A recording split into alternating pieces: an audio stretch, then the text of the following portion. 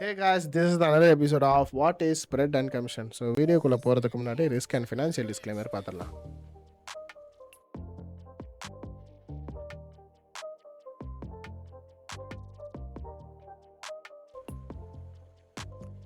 Okay, what is spread and commission in forex market? Okay, நீங்கள் எப்போவுமே யோசிச்சிருப்பீங்க, நீங்கள் ஒரு ட்ரேட் எடுக்கும்போது மைனஸில் ஸ்டார்ட் ஆகும், அதாவது சின்ன லாஸில் வந்து ஸ்டார்ட் ஆகும். எப்போவுமே உங்களுக்கு வந்து மார்க்கெட்டில் வந்து எப்போவுமே ஒரு ப்ளஸில் ஸ்டார்ட் ஆகாது. நீங்கள் ப்ராஃபிட்டில் போனால் கூட அது மைனஸ்லேருந்து தாண்டி அந்த ப்ராஃபிட்டுக்குள்ள ரேஷியோ வராது. ஸோ இது ஏன் அப்படின்னு கேட்டிங்கன்னா, it's all about spread and commission. Okay, so first ஸ்ப்ரெட்டுன்னா என்னென்னு பார்த்துடலாம்.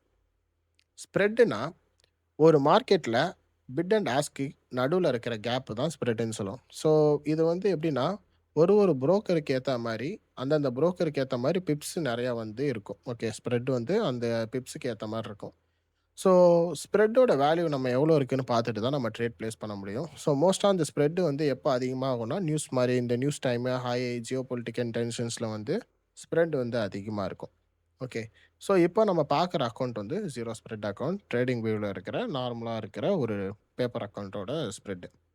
ஸோ அந்த ஸ்ப்ரெட்டு பார்த்தீங்கன்னா பிப்பட்டில் இருக்குது. ஸோ உங்களோட ஸ்ப்ரெட்டு வந்து எவ்வளோ இருக்குன்னா 0.14 தான் பிப் இருக்குது. ஓகேவா, 0.14 பிப்ஸ் இருக்குது.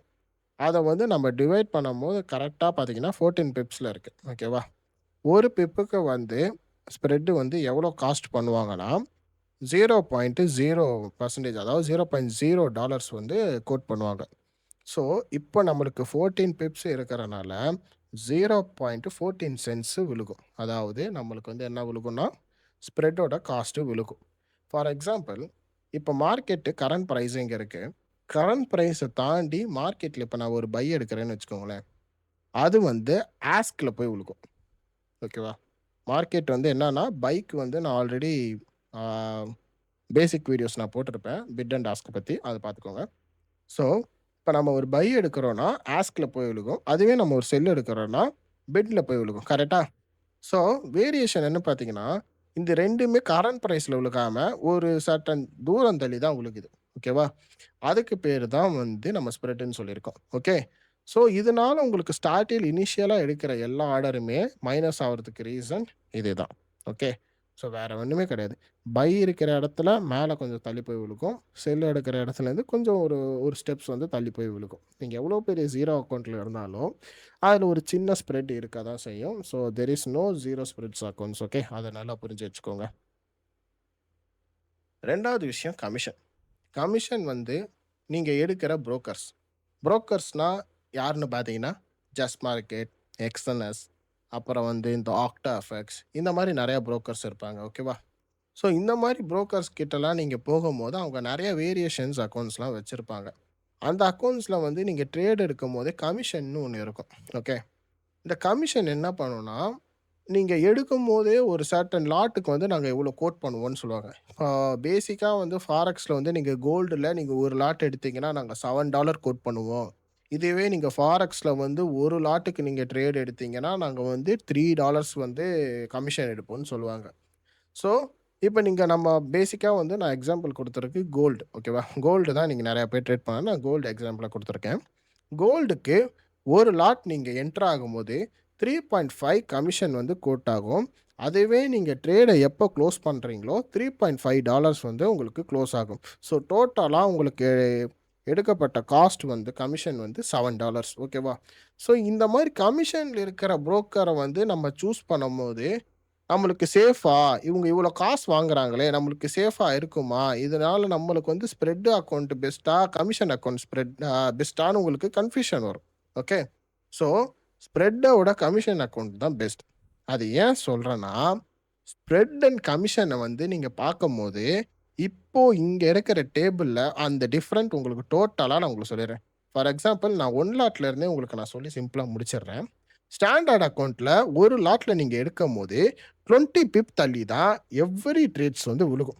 ஸோ 20 பிப் தள்ளி விழுந்துச்சுன்னா ஒரு லாட்டுக்கு, அதாவது 20 பிப் தள்ளி விழுந்துச்சுன்னா ஒரு லாட்டுக்கு ஒரு மூவ் அது $1. ஓகேவா, அப்போ 20 பிப் தள்ளி விழுந்துச்சுன்னா $20.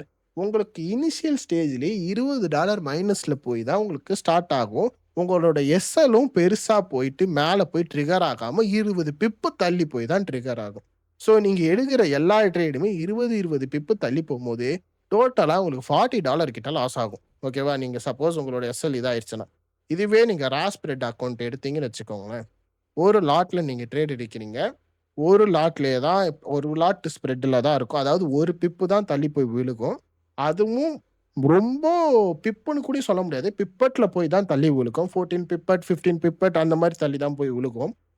கமிஷன் எவ்வளோன்னு பார்த்தீங்கன்னா, வெறும் $7. நான் சொன்ன மாரி ஆரம்பத்திலேயே சொன்ன மாரி, வெறும் $7 என்டர் ஆகும்போது 3.5 ஆர்டர குளோஸ் பண்ணும்போது 3.5 டோட்டல் காஸ்ட் அப்ராக்ஸிமேட்டா வர்றது 8. ஏன்னா, சம்டைம்ஸ் வந்து ஸ்ப்ரெட் வந்து $1 அதாவது 1 பிப் மட்டும் ரா ஸ்ப்ரெட்ல இருக்கும். எப்பவுமே. ஏன்னா, என்னைக்குமே 0 ஸ்ப்ரெட்ன்னு ஒரு விஷயம் கிடையாது. அது ஒரு மித்து. எந்த ஒரு புரோக்கரும் 0 ஸ்ப்ரெட் சொன்னான்னா நம்பாதீங்க. அது ஒரு மித்து தான். ஏன்னா, எப்பவுமே ஒரு புரோக்கர்ல 1 பிப்பாச்சும் சான்ஸ் இருக்கும். ஏன்னா, அந்த அளவுக்கு வந்து டேட்டா ஃபீட் வந்து நம்மளுக்கு வந்து வராது. ஓகேவா? டேட்டா ஃபீடுன்னு ஒண்ணு இருக்கு. ஸோ மார்க்கெட்டோட என்ட்ரீஸ் எல்லாமே ஒரு டேட்டா ஃபீட் மூலியமா தான் ஈக்வினெக்ஸ் டேட்டா சென்டர்லேருந்து வரும். ஸோ அதனால வந்து அந்த லெவலுக்கு நம்மளுக்கு வராது. ஓகே. ஸோ இந்த ரா அக்கவுண்ட், இந்த ஸ்டாண்டர்ட் அக்கவுண்ட்ல ஒரு வேரியேஷன் இருக்கும். ஏன் இங்க நெறைய பேர் ஸ்டாண்டர்ட் அக்கவுண்ட் சூஸ் பண்ணுவாங்கன்னா, உங்களுக்கு லோ டெபாசிட் அமௌண்ட் குடுப்பாங்க. நீங்க $10 ட்ரேட் பண்ணலாம். சென்ட் அக்கவுண்ட்லயும் அதே மாரி உங்களுக்கு $5 ட்ரேட் பண்ணலாம். இத நம்பி நெறைய பேர் cent account and standard account போயிருவாங்க. இந்த ரா அக்கவுண்ட்க்கு ஏன் போமாட்டாங்கன்னா, இவன் மினிமம் டாலரே வந்து 300, 400ன்னு சொல்லுவான். ஏன்னா, அதுக்கேத்த மாரி அவன் ஸ்ப்ரெட் வந்து கம்மி பண்ணி குடுப்பான். உங்களுக்கு கமிஷன் கரெக்ட்டான வேல்யூவா குடுப்பான். ஸோ, இப்ப இந்த ரா அக்கவுண்ட்ல எடுக்கிற ஒரு லாட்டுக்கும், இந்த ஸ்டாண்டர்ட் இருக்கிற ஒரு லாட்டுக்கும் எவ்வளோ டிஃபரன்ஸ் பார்த்தீங்கன்னா, கிட்டத்தட்ட $12 கிட்ட டிஃபரெண்ட் ஆகுது. இனிஷியல் ஸ்டேஜ் ஆஃப் லாஸ்ல. ஸோ, நீங்க சூஸ் பண்றீங்கன்னா, கண்டிப்பா வந்து ஸ்ப்ரெட் இருக்கிற அக்கவுண்ட்ட சூஸ் பண்ணாதீங்க. அதாவது ஸ்டாண்டர்ட் அக்கவுண்ட்ஸ சூஸ் பண்ணாதீங்க. எந்த அக்கவுண்ட்ல கமிஷனும் கரெக்ட்டாவும் ஸ்ப்ரெட் கம்மியா வச்சிருக்காங்களோ, அந்த அக்கவுண்ட்ட நீங்க சூஸ் பண்ணி ட்ரேட் பண்றது தான் உங்களோட ட்ரேடிங்ல வந்து இனிஷியலா இருக்கிற ஃபே தள்ளி போற ஆர்டர்ஸ வந்து இது பண்ண முடியும். ஸோ, நீங்க கண்டிப்பா ஒரு ஸ்கேல்பரா இருந்தீங்கன்னா, தயவு செய்து ஸ்டாண்டர்ட் அக்கவுண்ட் போவே கூடாது. ஏன்னா, நீங்க ஸ்கேல்பரா இருக்கிறவங்க 1 மினிட்ல நீங்க ட்ரேட் பண்ணுவீங்க. உங்களோட எஸ்எல் ரொம்ப சின்னதா இருக்கும். ஹையர் குவான்டிட்டீஸ் நீங்க ஏத்துவீங்க. ஸோ, அதனால உங்களோட ட்ரேட்ஸ்ல இருக்கிற எஸ்எல்ஸ நெறைய தடவ டேப் பண்ணி உங்களோட அக்கவுண்ட் நெறைய தடவ ப்ளோ ஆறதுக்கு சான்சஸ் இருக்கு. ஸோ, ஃபாரெக்ஸ பொறுத்தவரையும் ட்ரேட் அக்கவுண்ட்ஸ பார்த்து எடுக்க வேண்டிய ஒரே ஒரு கிரைட்டீரியா ஸ்ப்ரெட் அண்ட் கமிஷன். இத நான் ஃபுல்லாவே உங்களுக்கு எக்ஸ்பிளைன் பண்ணிட்டேன். So, okay. நெக்ஸ்ட் வீடியோ வர்ற வரையும், அது வரையும் வெயிட் பண்ணுங்க. So, thank you. Bye bye.